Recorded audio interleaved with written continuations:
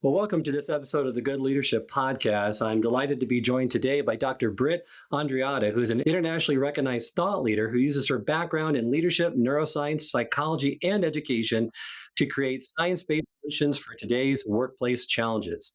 She is also the CEO of a Brain Aware Training and former CLO of lynda.com, now part of LinkedIn Learning. She has over 10 million views worldwide of her online courses, and she regularly consults with organizations on leadership development and learning strategy. She's also a best-selling author of several books, including the Wired to Resist, Wired to Connect, and the Wired to Grow book, which is going to be the focus of today's program. Welcome to this episode, Britt. Thank you, Charles. I'm really excited to talk to you and your listeners. Wonderful. Well, before we get started, I always like to ask that first question around your background and what got you interested or having the desire to be an expert in this space. Thank you for asking. My PhD is in education, leadership, and organization. So I've always studied that intersection of leadership and learning. But when I was getting my doctorate, neuroscience wasn't really a thing yet. We hadn't really started to delve into the human experience in that way. So when I became the chief learning officer at lynda.com, and this was after many years in higher ed and as a researcher, I really wanted to learn more about my craft. And I was very curious what neuroscience was discovering about how the brain learns. So I did a deep dive just for my own ability to be a practitioner, and I was astounded by what I found. So that became the first edition of Wired to Grow. And then just a couple years ago, I did a second edition. And I don't know if you know this, but a second edition, you only have to change 20% of a book. But so much had changed in research on the brain and how we learn that I literally had to rewrite the entire book. Like, it's still a very fast moving field. So that's kind of how I ended up here. I'm also a practitioner. I do leadership development with Fortune 100 companies all around the world.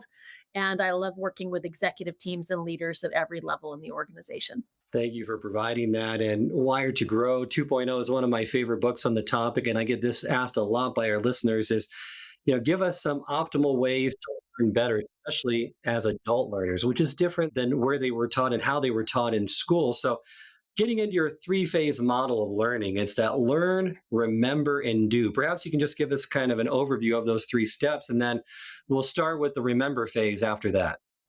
Yeah, and in the book, I go into the research, but I really talk to the reader as, how can you maximize your own learning? But I have an entire section of the book that's dedicated to learning professionals and how we can design better learning, because it turns out that how we all did school was wrong. It doesn't really align with how the brain learns. So the three phases are learn, which is the learning event, whatever that looks like when you're taking in information. And then there's a lot of things we can do to push that into memory so it's there for us later. I feel like if you learn something but you don't have access to it later or you don't use it later, was it really valuable? And then there's do. A lot of learning, particularly learning we do for professional adults, is to change a behavior of some kind, to actually shift a word or an action out in the workplace. So that's really about the habit design and changing our behaviors and what we can do to set someone up to do that smoothly and to create that sustained behavior change. So it kind of falls in those three things. And then it lives in a bed of psychological safety. You have to have that for people to maximize learning. And then you absolutely can utilize technology to facilitate speed or growth or access. So technology plays a role, but we were designed to learn as a species. So we learn with or without technology, but technology can enhance it or get in the way of it, actually. Well, I've seen too that a lot of people that aren't good learners or don't like to learn things, maybe in the past they've had bad results on an IQ test or an IQ measure, or they've been told by teachers, parents that they just aren't good learners. And that's kind of set that wrong precedent for them to really actively engage in the learning process. And I know that IQ tests really don't measure everything that makes everyone unique and a good learner, and that there's other intelligence models like Howard Gardner's model deals with 9 different types of intelligence, so that people feel like even if they didn't score well in a certain type of IQ measurement, it doesn't mean they can't be good learners, right? And they don't have intelligence in other ways. Absolutely. I mean, I think why so many educators resonated with Gardner's model when it came out was that if you'd been in a classroom, you realized people had different kinds of intelligence. The problem is that traditional school, from kindergarten all the way to graduate courses, really focus on only 2 of the 9 intelligences. So your linguistic and your mathematical. illogical, mathematical. And people can be smart in all kinds of areas. What I think is really fascinating is in 2017, two researchers looked at the neuroscience of those nine intelligences, and they found that there was neurological evidence that, in fact, they exist. They're all neurologically different. They tap into different parts of the brain. And so I think any of us who are in education really need to continue to get the word out that you can be smart in all kinds of ways. And we need to expand our education settings to really honor all the different ways people have intelligence. I completely agree with you, and I hope that gets more traction in the years to come. I think it's already gained a lot of traction, which is great to hear, especially in our educational system. You also mentioned in the book, which I think is worth mentioning here, is that it's the energy flow throughout the day, and there's a good time to learn certain things throughout the day, so that you don't think that, when you're in late afternoon, that may not be the best time to learn and absorb or kind of do deep work like Cal Newport states. It's maybe a better time to be more creative in that case. If you could walk us through those three phases of the day and maybe when's the best time to learn certain things. This is really Dan Pink's research from his book When.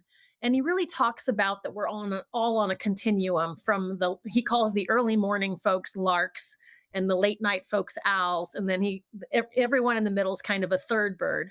But there's really a lot of research around when we're primed for the best kind of work. So focused, detailed work is done best in the morning. More abstract work, creative work is done best in the afternoon. But I always like to put a caveat here that, you also need to listen to yourself.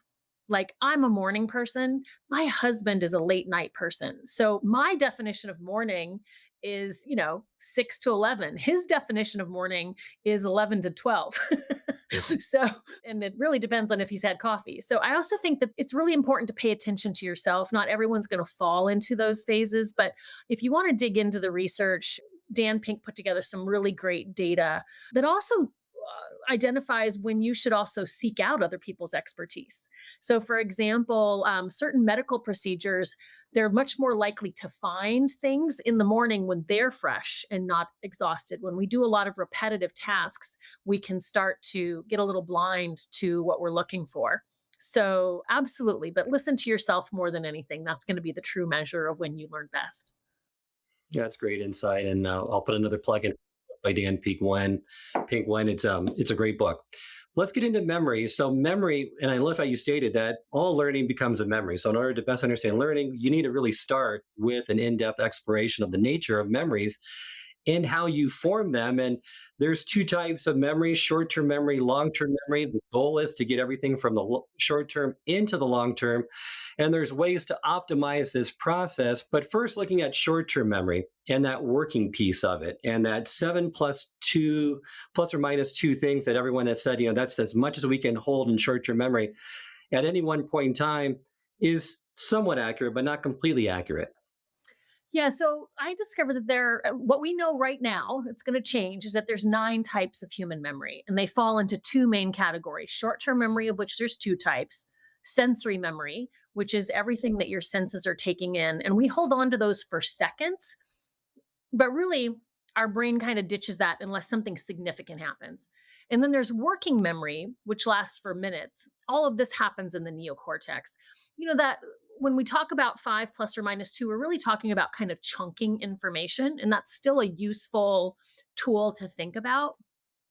For example, that's why phone numbers are the length that they are, right? We kind of know that it's easy for people to remember a certain length. However, there are people, memory champions, who have used all kinds of techniques to really extend their memory. So we have the ability to hold a lot more in memory. But yeah, working memory is that kind of what we hold on to for minutes. And then the second big category is long-term memory. And for those of us in education, we want to get stuff into long-term memory. We want it to be there for people to be able to use in the future. Absolutely. And with working memory, like you were saying, that 7 plus or minus 2, that really fits for new information. But like you mentioned, if you have a pre-existing schema, if you're connecting it with something you already know or you're somewhat familiar, then that could be expanded because you already have some of the mental constructs or the lattice work in place, so you can hopefully absorb more within that period of time. Yeah, when we think about memory, there is an experience that we have and we're taking that in through our senses, and then we encode that through our senses into memory. And then later we recall it. And one of the things that scientists have discovered is that our brain has what they call schemas. You can think of them as file folders where all your experiences get filed, but there's an infinite number of them.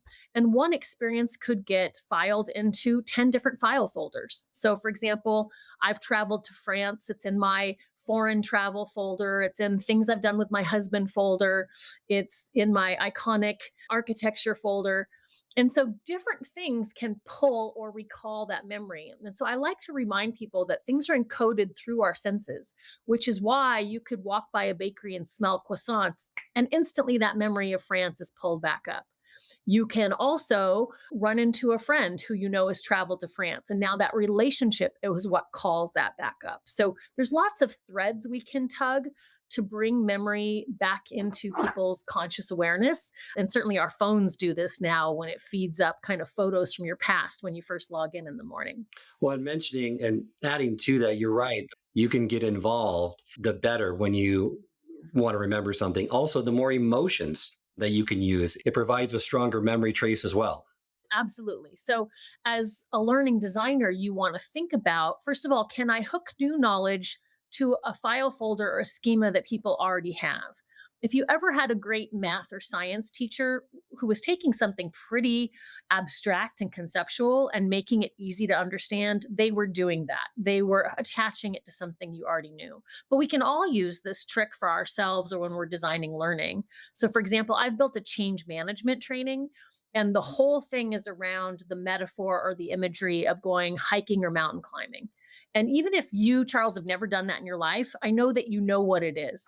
So we want to pick metaphors, imagery that people share regardless of background, ethnicity, gender, age, etc., because that's where you're going to create your best chances of connecting to an experience someone has had. And metaphors and analogies are a great tool to use. I also recall from your book that during that change course, you used music, and I think you used the Beatles song Yesterday just to signify that the change was happening. That was then, this is now, and how to embrace it in a more positive manner. Yeah, the research on music is really phenomenal. Music is the only thing that actually gets woven into every brain region, which is why throughout your life you can remember the lyrics to thousands of songs, thousands. You just hear a couple notes and boom, it's right back. But healthcare workers are actually using that to help people heal. So when Congresswoman Gabby Giffords was shot, and she was shot in the head and had some brain damage, she could no longer speak. Her language center was damaged, but she could sing. And so the speech therapist had her sing all these songs as they rewired her language center. We see similar research with people who have Alzheimer's. You can take someone who is looking at their spouse and has no memory of them, but if you put on earphones and play a playlist of songs that were significant in their lifetime to them, the memories come flooding back, and all of a sudden they're present with their loved one. It doesn't last, but you can keep doing it again and again to keep bringing that person back to themselves. So music is phenomenal as a way to create learning, to hook it to memory. I think there's a whole generation of us from Schoolhouse Rock, and I often do this when I'm speaking to a large audience. I just start singing conjunction junction, and the whole audience will erupt in, what's your function? Absolutely. And it's something too that I like how you use it as well, because you can prime your brain to a certain state to make learning more receptive, which you say you have playlists when you give training classes, when you give development opportunities to individuals, so they can make sure that they're primed in such a way to make it more receptive, to connect it in a deeper way, and then to remember it when that playlist is played again. Yeah, I think all learning designers should be playing with this idea of music and figuring out how and where you can use it.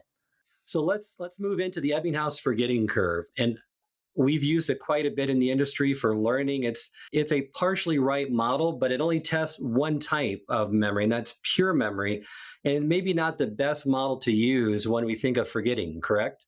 Correct. It's one of those models, and it's funny how a model will get traction, but when you dig into the actual research, it was in a very limited, very narrowly focused setting. And then we kind of took it to like, oh, this is how all memory works, which is not the case. So, what we know about memory now is, first of all, there's 9 types. And I want to at some point talk about long term memory. But we also know that the best way to boost recall or retrieval is actually through retrievals. So a retrieval is when I'm having to go back into my mind and pull out knowledge. So think about flashcards or a quiz. I'm having to go in there and pull the information back out. And that what the research shows is that when you're wanting to help people boost their retention of knowledge, having them go through 3 retrievals, that's kind of the sweet spot. Less is not effective and more is not, doesn't really get you much more. So it's 3 retrievals, most effective when spaced with sleep so that your brain has had time to sleep in between. That seems to be the magic formula. So you can think about, if you and I had a learning event today, in a couple days, I might want to send you a question or two that asks you to kind of go back in and recall, or give you a pop quiz, or have you use that information in some way. So retrievals is the key with memory and helping people increase their retention. And those retrievals, it's better than repetition. So it's retrieving. So you can do quizzes, you can do tests, you can try to teach it to someone else, but rereading doesn't really work. It's not that effective. You want that retrieval process to happen at some point, like you said, spaced out at various intervals after the learning event. Correct. Because, just rereading, you're just taking it back in again. And what you want to practice is going in there and pulling it back out. You want to practice recalling what you know. So, if the Ebbinghaus forgetting curve is really not the proper model, you mentioned another model from 2 UCLA professors, a new theory of disuse that memories really depend on storage strength and retrieval strength. So, perhaps we can kind of delve into a little bit of the long term memory here as part of this model. Yeah, no, it's great. So when we think about kind of these 9 types of memory, when we get over to long term memory, they fall into 2 main buckets. One is explicit memory or conscious memory. It's a memory that you have, you're conscious of having it. Scientists also call that declarative. And then we also have a whole bunch of memories that are known as implicit or unconscious, also called non declarative. So when we think about memories and particularly how we work with it in the learning space, we do a lot with explicit memory. We've got semantic memory, which is where people are learning facts, concepts. It's kind of like your traditional school stuff. This all happens at the hippocampus. And then the strongest type of memory, the most powerful, is episodic memory, which is kind of when you're living your life and you're the star of the show and you're taking everything in through your senses and your first person point of view. Super powerful, kind of the strongest type of memory. And this is why VR is so powerful, is that when you put on that headset, even though cognitively you're not hiking that mountain or swimming with the orcas, your brain believes that it is. And so what's interesting about VR is it's actually coding in the brain as a lived memory, even though you haven't had that experience. Got to be careful with children though, because their cognitive discernment is not very strong. So when you have kids who have a VR experience, they're not sure if it was real or not. So we have to be super careful using these powerful techniques with children. And then in the implicit category, we've got things like associative learning. That's like your somatic learning. Think of Pavlov's dogs and salivating, ringing the bell. That happens in the cerebellum. We have emotional learning, like when you are almost in a car accident and your adrenaline fires off and the amygdala is involved. That creates a certain type of really crystal clear, almost slow-mo memory of that experience. We also have non associative memory, which is kind of habituation and sensitization. Think of moving next to train tracks, and after a while, you don't hear that train come by anymore. And then we have the whole area of habits. And this is procedural learning, or we're learning a skill or developing a new habit. And that all happens in the basal ganglia. And repetition matters there, but we'll talk about that when we get to the do part of the model. But when we think about memory, we have all these potential types of memory. Each one of them activates a different brain region. And so as a learning designer, you kind of want to think about, what do I want to activate in people? And then intentionally choose the tools and methods that accelerate that type of learning. It's not all the same. So you want to have some discernment here.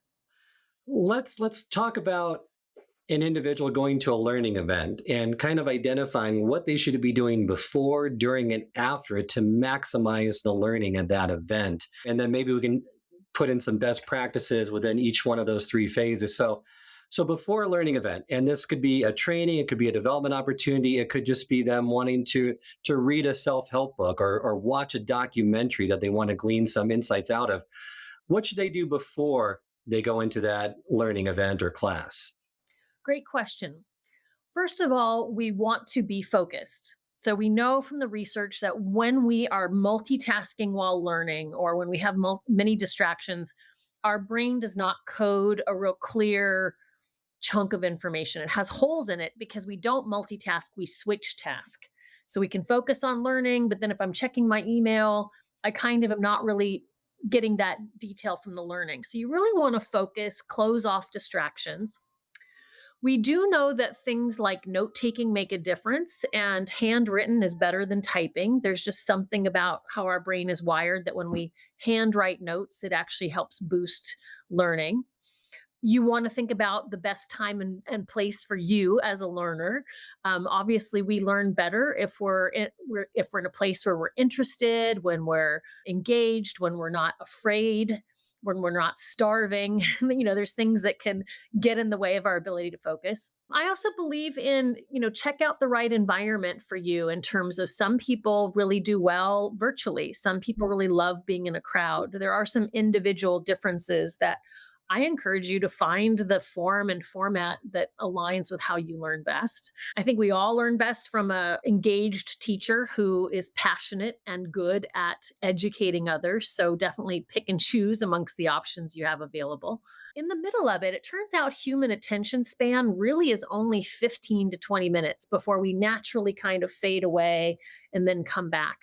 The best educators chunk their content delivery into 15-minute chunks and then give you a moment to process it, whether it's just taking some notes for yourself, talking to a partner, taking a little assessment. But if your educator is not doing that for you, just know you're going to fade out every 15 or 20 minutes and then come back. So you want to have a way to capture what you missed, like recording it or, working with a partner so you fill in each other's gaps. And then, of course, after the event, reviewing your notes, applying it, making it real to your life in some way, retrieving it. Those are all ways you can boost your learning experience from the beginning to the end. Well, and this works equally well if you're being trained by someone else or self-learning. After 20 minutes, take a break, process, reflect, elaborate, right, on those notes by putting it into your own words. Something that you said in your book before the event that I really want to touch upon too is that try to answer comprehension questions about the material before you learn about them. And it may seem counterintuitive, right? Why would you want to answer questions about topics you have not yet studied yet? But there is a neuroscience explanation to that, right? Absolutely. It's called priming. I didn't mention it because I think that learners don't necessarily have the ability to do this for themselves. But certainly, if you're an educator, priming means that you give people the test on the first day. And what happens, and you need to make it safe and say, you're not going to know these answers. You're going to get a lot of them wrong. Don't worry about it. Just give it a try. But what scientists have found is essentially when we are asked a question, the brain goes, this must be important because someone's asking it of me. And so it essentially creates a file folder, a little temporary schema because it knows that information is important. And so later, when you're in the learning event, you're now in the lecture, you're now at the training, and you get that answer, it slots in and it makes it stickier. So priming is something that you can do before the event. Certainly as an educator, you can do this for yourself, but you have to get a little creative for how you do it for yourself. But it does help the brain really retain that information when it comes along. And something else you said too is that write your notes, don't use a computer, because several studies have shown handwriting generates more comprehension and recall than typing. And make sure that you are fully focused, right, on that learning event and make sure that you're in attendance, obviously. Yeah, absolutely. And then some people our brain thinks in pictures. We learned pictures. We learned what a cat was long before we could ever say the word cat.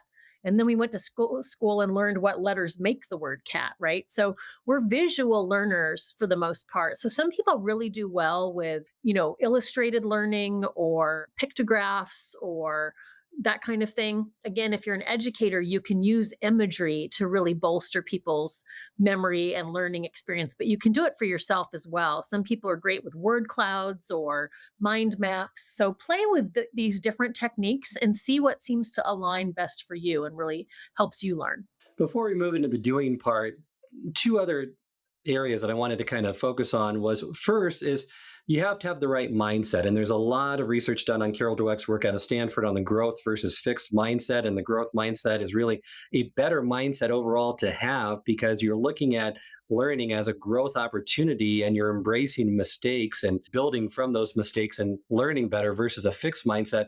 Any insight that you can give listeners to really get into that growth mindset easier and the advantages of it when it comes to learning?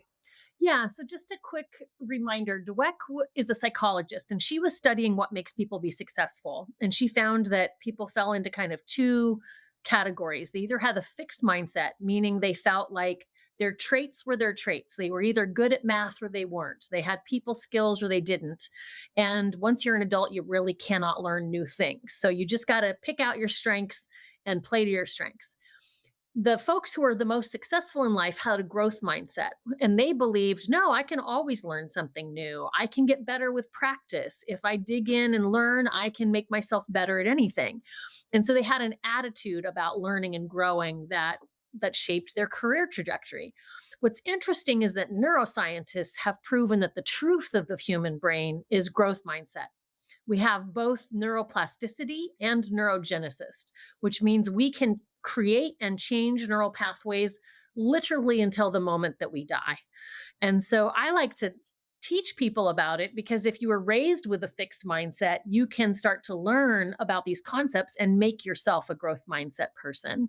And so it really can be if you shift your attitude around. I mean, really, we have already discovered how to take people who've been paralyzed for years and now they're growing new nerves and people are walking again. Like what we know about the body's ability to generate new nerves and learn and grow is really truly phenomenal. So if you embrace that, you start to realize, oh, I don't really have very many limitations here. I just need to find the right path forward. And so I think embracing a growth mindset and knowing that your brain absolutely has the capabilities of growing new neural pathways makes it easier to go into something that might seem challenging. That is so critical, and it's so needed today and needed to be reinforced continually because so many people don't have that yet, and it's a skill that you have to practice over time. But having that mindset can make a big difference in terms of your receptivity and your assimilation of new knowledge and getting you into that next level of growth. Talk to me a little bit about the flow state, because that's the ideal state to learn anything. Many people feel like if you can get into a state of flow, things just come naturally and it's so easy to absorb, to learn. You're kind of right on that cusp of it being too challenging, but yet not challenging enough. And that optimal level where things become easier and learning accelerates exponentially. Yeah, so this research really talks about if you think about the vertical axis and the horizontal axis, that you want to have a certain level of difficulty. If we're put into a situation where our skill set is far below what's being asked of us, right? We're in distress, we're in stress, we're in worry, we're in anxiety.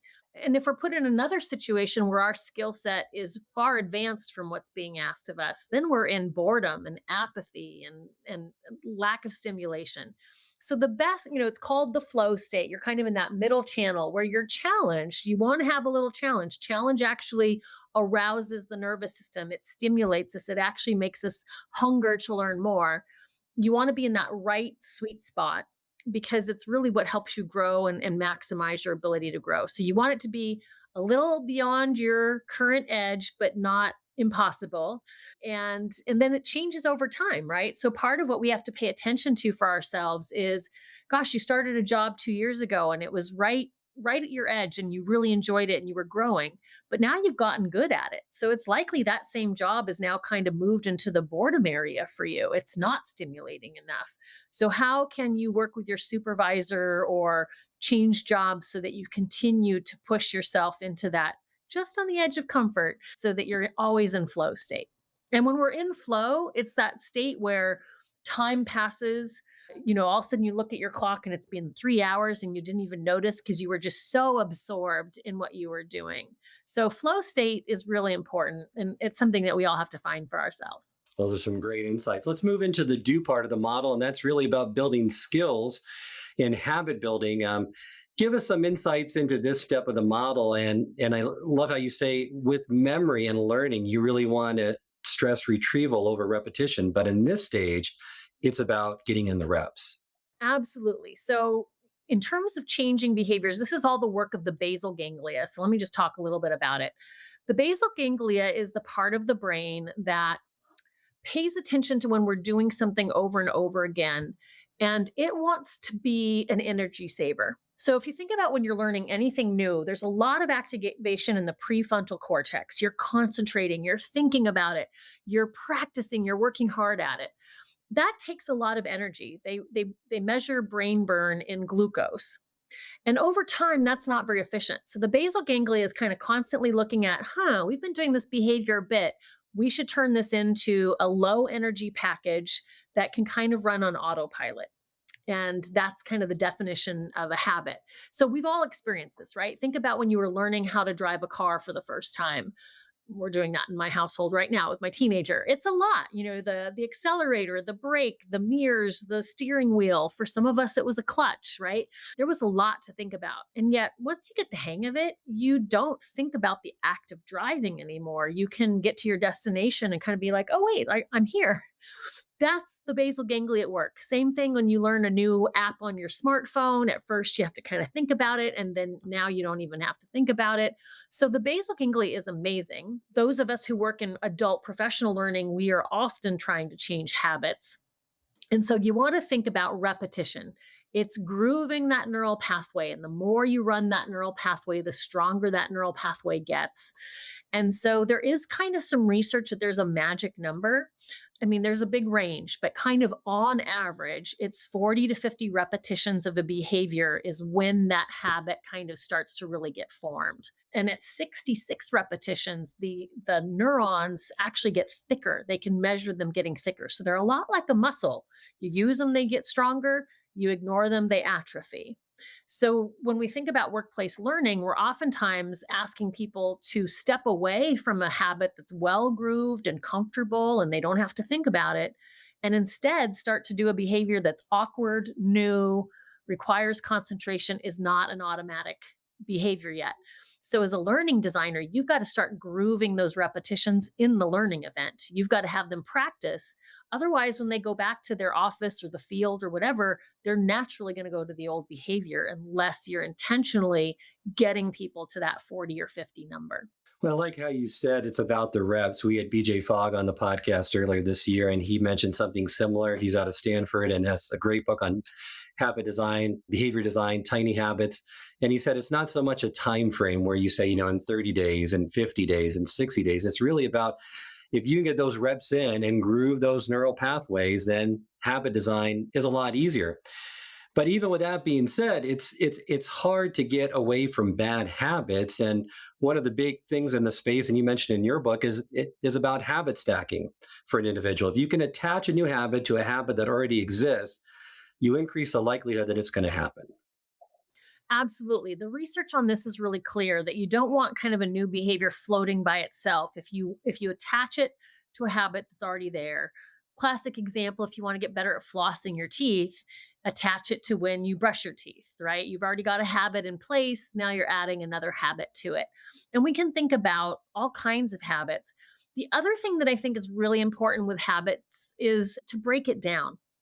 Break it down into small steps that are so small someone cannot fail, and then build those little behaviors together.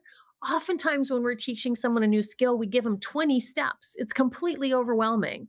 And we really want to break it down. Okay, you got that first part right. Now we're adding the next part. Dance choreographers do this all the time. They give you 8 beats at a time and you get that down and they add 8 more beats. And the next thing you know, you've got a 4-minute choreographed performance. You add it on pieces at a time, and that's how to do it the best way. The other thing that I love about what you state on habit design, which I think is spot on, is having the right rewards. Because so often when we try to build these new habits, the rewards are not immediate. So it's really hard to get them to be grooved in faster. We aren't celebrating enough. We're not breaking them down enough. It's just this complex habit that you don't see the payoff for years to come, which is disincentivizing. And it's much harder to build that new habit.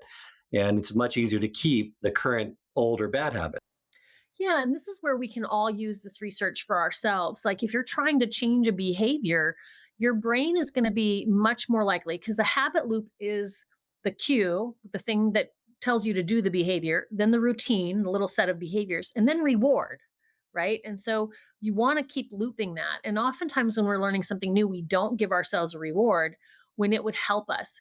You don't have to reward yourself forever, but it's really helpful if you reward yourself the first 30 times you do a behavior. I worked with one executive who's really trying to change a behavior. And so he put together on his desk, he put in 40 M&Ms in his desk. And he made an intentional choice that every time he did the behavior, he gave himself an M&M. Rewards can look in all kinds of ways. It can be a click, it can be a high five. When I exercise, after I'm done, I let myself listen to my favorite podcast. There's things that you can do to intentionally work with how the brain forms habits, but definitely build rewards in at the beginning. And then once the habit is established, you don't have to keep rewarding it. The brain has now formed it. You're right. It's part of the identity that you now are. So it's much easier at that point. But that initial process can be difficult. And it also depends on the types of practice that you do as well. And there's been a lot of talk with Anders Ericsson's work regarding deliberate practice versus mindless practice, because there's this, and I think Malcolm Gladwell first kind of threw this out there to everyone, that it takes 10,000 hours to become an expert. And really, you need to qualify that. It's doing the right types of practice is going to get you to mastery much sooner than doing the wrong types of practice. So perhaps you can kind of go through that scale or that spectrum of naive, mindless practice all the way through up to deliberate practice. Yeah. And before I do that, I would just kind of remind folks that if you're learning something new, you have to think about, well, what level do you need to learn it, right? We've got from total beginner to true master or expert. And if you're a manager, you probably need to get an intermediate level of budgeting. Like you need to understand the basics and be able to keep track of stuff. If you're the CFO, you better be expert, right? So part of what you need to think about is what level do I need to get? And then you need to design your learning journey to keep taking you to the next level. So that's one thing. What level of mastery do you need to achieve? Malcolm Gladwell and Anders were looking at peak performers. They were looking at Olympic athletes. They were looking at people who were the top of their field, which is where the 10,000 hours comes from.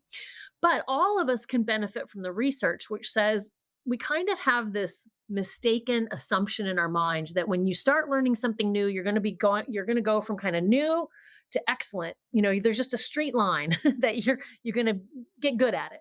And that's not how it works. Typically, when we learn something new, we kind of focus on it and we get a little better, but then we stall out and we start to kind of flatten out that trajectory. That's the mindless practice. We keep doing it, but we're not pushing ourselves to our edge, right? That flow edge of being out of our comfort zone. So deliberate practice is, okay, I'm going to set a goal to achieve this level, and I'm going to use a coach to give me feedback, or I'm going to engage in some practice sessions to really get myself better. I am one of the people that's now totally crazy about pickleball. I just went to a 3-day clinic and I was intentionally getting help to take myself to the next level, right? I wanted to learn. So I engaged in something to help me get better. And then once we achieve that goal, you want to celebrate. And now it's time to set the next goal at the edge of your comfort zone. Now, what's the next thing you're going to do to keep improving? Or if you've decided novice level is fine, then you can kind of stall out there and be okay. But if you're really trying to keep getting better at something, you continually need to set new goals at the edge of your comfort zone and then use tools like learning events, mentors, coaches, feedback, practice, repetition to keep moving the needle. You're right. That really depends on the level of competency you want to achieve, because I've read this in other books. Certain skills, you're just good enough is good enough, like your typing skills. Everyone could improve the speed at which they type, but they get to that point where it's good enough, or your driving skills. So that's definitely an important distinction to make, so that you make sure that you're only focusing on certain areas that you really want to achieve that mastery status, because it takes so much time on your part and you can't be an expert in everything. I hear this a lot from leaders. They go to learning events, they go to trainings, and it's great information to have, but it doesn't have the impact they were hoping. It doesn't connect to their situation, and they end up not applying it. So, and I'm sure you've heard the same things from attendees, not of your courses, but of other courses that say, there's really weaknesses in the learning industry these days. What are your thoughts about the current state of things and areas in which hopefully we could improve? Yeah, it's a great question. I mean, one of the things that I love about the Learning Tribe, and I call them my tribe, is that it is a group of people who care deeply about others. They want others to succeed. They want to help people get better. They really believe in the potential of humans. It's a great crowd to hang out with. I think it's a really fun group of people who really are caring and compassionate. Where I think the learning industry struggles is that oftentimes how people get into a learning career, they had a role at the company. It turns out they were good at public speaking, and now all of a sudden they're tapped to come over into the learning space. Or now, because we have so many types of learning, someone can come into learning a learning team from a graphic design background or a web development background. So we have a lot of people coming into the space and they have an expertise in an area, but they don't necessarily have expertise in how humans learn or how to design learning. And I think that's where we can struggle a little bit, is now someone's in a role and they don't fully have the skill set they need to truly excel. I also think that we're all scarred by poor training. Like, we've all been through some poor training in our lifetimes. And if you haven't seen what excellent looks like, you may not know what bar you're shooting for. So I think it's important to go to industry events and attend conferences. I still struggle myself. I mean, I go to some of the big premier conferences for the field, and I still walk out of quite a few sessions because there's people who they've put together a presentation. That's not the same as designing a learning experience for your audience. And when I'm sitting in one of those, I'm like, ugh, there's not going to be much here for me to get because this is painful to sit through. I would love to see more of our tribe up level. And I think that requires an investment in them getting the skills they need when they start the role. And then for them to develop their mastery, to not stall out at the novice level, but keep pushing themselves to grow and improve.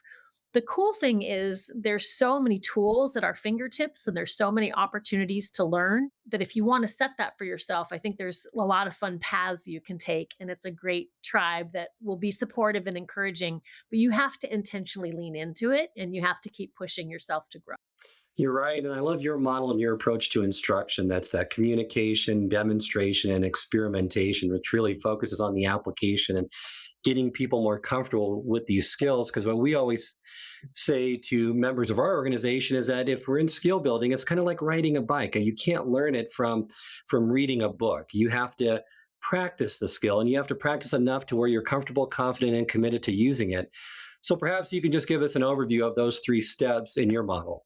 Yeah. So to me, instruction lives as the combination of those three things. So communication is, typical teaching. You're training. You've put together a PowerPoint deck. You're giving people some theories, some models, some content. I think what can be a little dangerous is that folks come into the field oftentimes from being public speakers. And if you just focus on your experience on the stage and being the giver of knowledge, that's one piece of it. But if that's all you do, you're not really empowering your audience. So ultimately, you have to hand the baton to your audience and they need to try it. They need to get good at it. And your measure of your success is not, did you get a lot of applause, but did your audience actually do it? Did they get better at it? Did they get confident? So part of it is changing your mindset. Demonstration is like a second core tool you have. We don't use this enough. The reason why you want to use it is because humans have mirror neurons. And when we watch someone do a behavior, the same part of our brain fires. And so there is a lot to be said for demonstration. We were built as a species to watch by learning others. So you really want to demonstrate or bring some of your top performers in and film them and then use those videos. But oftentimes we don't demonstrate enough or we skip that altogether. And then the third is experimentation, which is now I'm done telling you and showing you. Now you got to do it. And that's where we create the space for someone to make mistakes, to mess up a little bit, and then start practicing with coaching and repetition. And that's where we start to groove the habit. And oftentimes, if you look at a lot of agendas for learning events, all the time is taken up. 90% of the time is communication. Maybe there's 10% demonstration and there's 0% experimentation, when really it should be more experimentation than communication. So you really want to get the time into the hands of the learners, and that's where the magic happens. When I heard someone say we're living in a cult of content, and you're right, there's just so much content being put forward. There's not enough time for demonstration or experimentation. Especially, I think that demonstration piece is really underutilized before you get into the experimentation. So people can try to model that behavior when they try to experiment with it. But that experimentation phase, and I think you bring up a great point in your research, is that you have to have an environment of psychological safety. You have to talk about how it's okay to fail, to make mistakes as they're experimenting, because if they don't feel safe in that environment, then this is really not going to take effect. Yeah, and I talk about this in the book. The brain structure, this kind of blew me away when I was doing the research. There is a brain structure, it's called the habenula, that tracks how we're doing. And its whole job is to keep us from failing again in the future. So if you think back to our hunter gatherer days, if I went down a trail and I found food or water, my brain would give serotonin, dopamine, serotonin, dopamine. And if I went down another path the next day and there was no food or water, the habenula kicks in. And what the habenula does is it restricts, it cuts off serotonin and dopamine. If you know anyone with depression, they have an overactive habenula.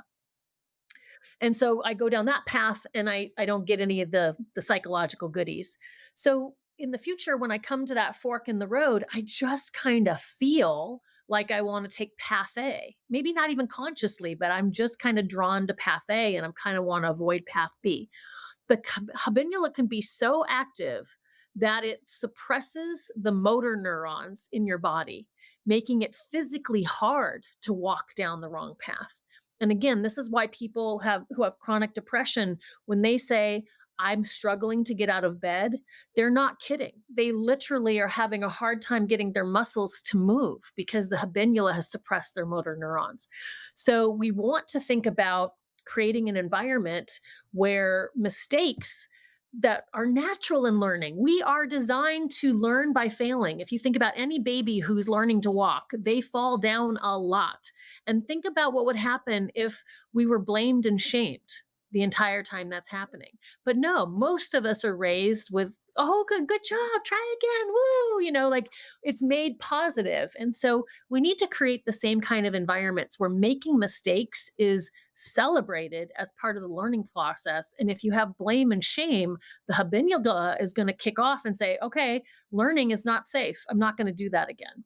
And so we really can hobble an organization with lack of psychological safety. It shuts down innovation, it shuts down risk taking, it shuts down growing and learning. So you need to find ways to make learning opportunities safe for mistakes. And then, of course, we want to set a high bar for performance and say, hey, it's okay to make mistakes, just don't make the same mistake twice. We want to learn from what we've done and how to get better, right? We don't want to have people stuck in a cycle of just making the same mistake over and over. Yeah, absolutely. And during that learning event, we mentioned this before, but just to summarize, I think some of your top points is if you're a learning designer, if you're a teacher, if you're an instructor, 20 minutes of learning max, time for reflection, enough time to experiment, and demonstrating those skills are so essential in making this learning really stick for the learners. But what are some of the ways that we can extend the learning after the event? Because I think a lot of people they focus all of their efforts on the learning event itself, not enough time on the before and especially the after to really make that learning stick. Yeah, I mean, this comes down to one of the stickiest ways someone's learn is insight. Is if you have an aha moment, your brain is actually permanently changed. And so if I can tell somebody something in 5 minutes or set up a 15-minute activity and they discover it themselves, even though it takes longer, I'm going to pick the activity because that aha moment they have, that flash of insight is permanent. It's really sticky.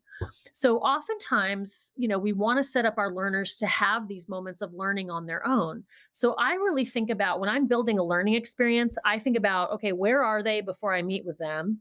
What do I need to have them experience when we're together? And I try to design some aha moments and some practice in that. But I also end with setting up their journey for 3 retrievals with sleep. I want them to go try it on and have some more aha moments. I'm actually thinking about the time they are away from me as time for more stuff to happen. And so I really leave sessions with not everything tied up with a bow, but for some curiosity and for some extended learning to happen. Whether that's go find some stuff on your own, or I've put together a list of things, but learning goes beyond the classroom, and some of the most powerful learning happens after they leave your formal session. When you even mentioned that having an action plan, a 30, 60-day, 90-day action plan, putting time on their calendar, I found that to be very effective as well for them to review, to reflect, and maybe elaborate on some of those key takeaways. Really helps with just ingraining that learning at a deeper level within them. And then there's that piece on evaluating the learning. What do you think are some good questions or good ways to evaluate the learning after the program? Yeah, no, I really think of the Jack Phillips model, the 5 levels of learning, right? So the most basic level is satisfaction. Did they like it, right? Well, it's great if they liked it, but that's only the very first level. The next level is, did they learn it? So you have to assess on some level, did they get the concepts? Do they understand it accurately? The third level is, are they using it, right? So are they changing their behavior on the job? So you need to intentionally measure that in some way and try to articulate what is the change in behavior and measure if it's happening. Then we want them using it out on the job, right? It's going to change the thing that you were going after. So let's say you were trying to increase retention of your best people. You need to measure, did manager training increase the retention of our best people? Did this marketing training make us faster to market? So there's some business needle you're trying to move. You got to measure that. That's the fourth level. And then the fifth level is ROI. Did what the training cost, was it less than the benefit you got from keeping your people being faster to market, whatever you're measuring? And so return on investment is the investment in learning cost less than the benefit you got from the change in behavior. So for me, I always think about the 5 levels. I don't want to design a training that people loved but didn't deliver on the rest of it. So you really have to be thinking the big picture. And that's easier said than done because getting into the higher levels, that's a difficult ask. But you're right. Being intentional from the start, designing it that way, you have a much easier chance of that being done and being successful in those efforts. So, want to just touch upon this as we end today's episode. It's if leaders that are listening, if they want to create a culture of learning, where would you recommend they start in developing that culture of learning within their organization? Yeah, it's a great question. I would say it's a couple things. First of all, embrace your own learning. Leaders who role model learning and are talking about a skill they're learning or mistakes that they've made and how they're getting better really create a conversation around learning. So be learning, talk about your learning, show up at events. You're not too good to learn. So embrace your own learning. It's really powerful when senior leaders show up at a training that all the other employees have to go to. Second of all, empower your learning function. It's You want to hire the best people, you want to invest in them getting the skills they need to design great learning. Give them the resources and the support they need to really shine, because it's going to pay off in spades across your whole organization. And then you want to just make sure that you are building a culture of psychological safety. And that is making sure that there's not a culture of blame and shame. It's kind of how your managers treat people. When a mistake has happened, how do you talk about it in your organization? Lessons learned and things we're going to do differently, as opposed to whose fault is it, right? So, how you kind of conduct your day to day conversations really sets the tone for the culture of learning. And then finally, learning is owned by everyone in the organization. It's not just your learning team, although they play a pivotal role. So, really, expecting your managers and leaders at all levels to embrace learning, give people credit for their learning. There should be an expectation that people embrace learning and spend a certain number of hours every year improving their skills in something, and reward people for that. So those are all the ways you can, there's more, but those are a few of the ways you can enliven a learning culture. Well, thank you for providing that information. Thank you for all the great information that you shared during this episode. Remind our listeners of how they can get in contact with you and learn more about your work. Fantastic. Well, I'm on LinkedIn and I love connecting with people there. My website is my name, brittandreatta.com, and you'll find my 4 books anywhere you buy books.